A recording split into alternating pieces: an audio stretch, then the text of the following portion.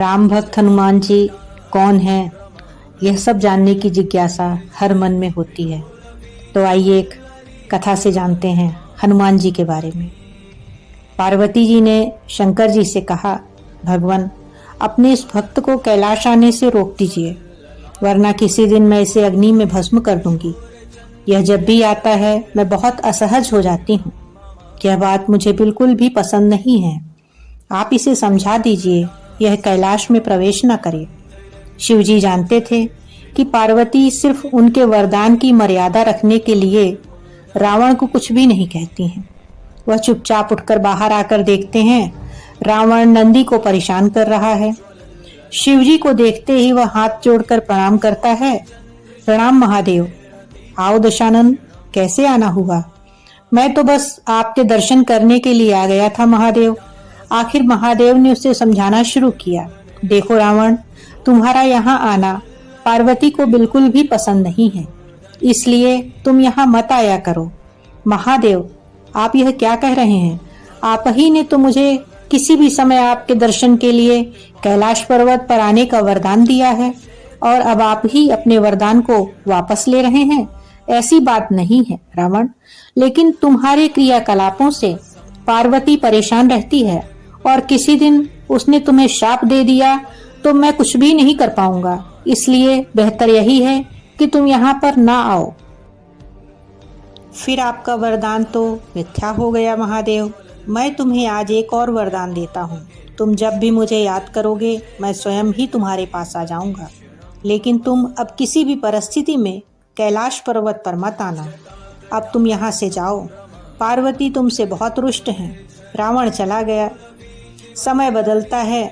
हनुमान जी रावण की स्वर्ण नगरी लंका को जलाकर राख करके चले जाते हैं, और रावण उनका कुछ भी नहीं कर सकता है। वह सोचते सोचते परेशान हो जाता है, आखिर उस हनुमान में इतनी शक्ति आई कहाँ से? परेशान होकर वह महल में ही स्थित शिव मंदिर में जाकर शिव जी की प्रार्थना आरंभ करता है।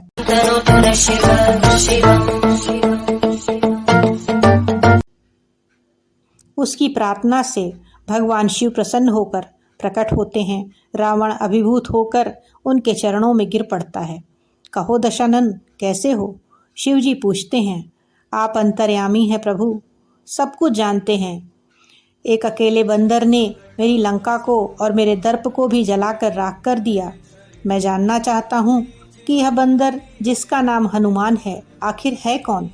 और प्रभु, उसकी पूछ तो और भी ज़्यादा शक्तिशाली थी।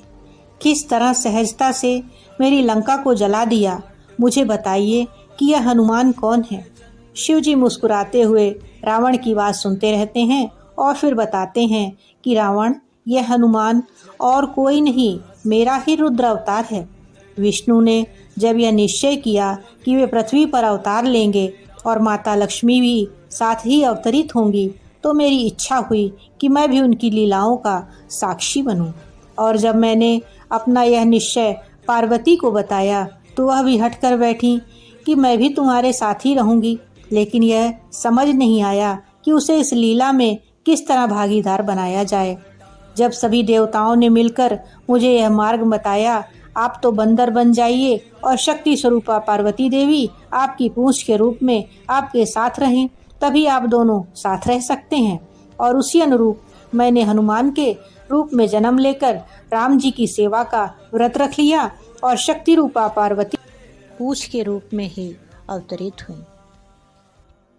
अब सुनो रावण, तुम्हारे उद्धार का समय आ गया है, अतः श्री राम के हाथों तुम्हारा उद्धार होगा।